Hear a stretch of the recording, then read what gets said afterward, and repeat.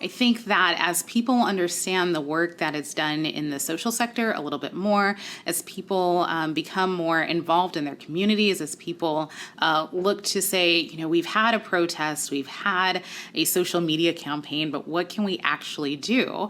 I think people will start to say, well, how can I bring my skill set, whatever it is, to actually advance the issues that I care most about? And I think science and technology can really be a vehicle to that. There, has been some fabulous work done in the past by Virginia Eubanks, who wrote a book called Automating Inequality, and Mutale Nkonde and Jesse Daniels, who've worked on racial literacy in tech, and really talk about how when social sector organizations, when governments get technology wrong, it really exacerbates the inequalities in society. It really turns into unnecessarily surveilling already disadvantaged populations. It turns into further disenfranchisements of different communities.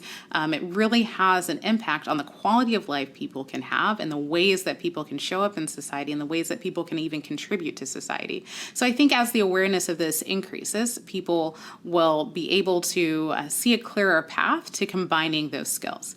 I also think that if the nonprofit sector isn't for you, that more and more companies are going to recognize that they need people who have these skill sets, and they need people who can combine a passion for science and technology and a passion for social justice and a passion for equity together. Again, the algorithms that affect lives for access to housing, for access to food, for even access to financing, these are all algorithms that reflect what the people who design them think and any biases they have. And so people who have been trained to really understand the nuances and understand a social context will be, I think, even more and more valuable to the private sector corporations as well.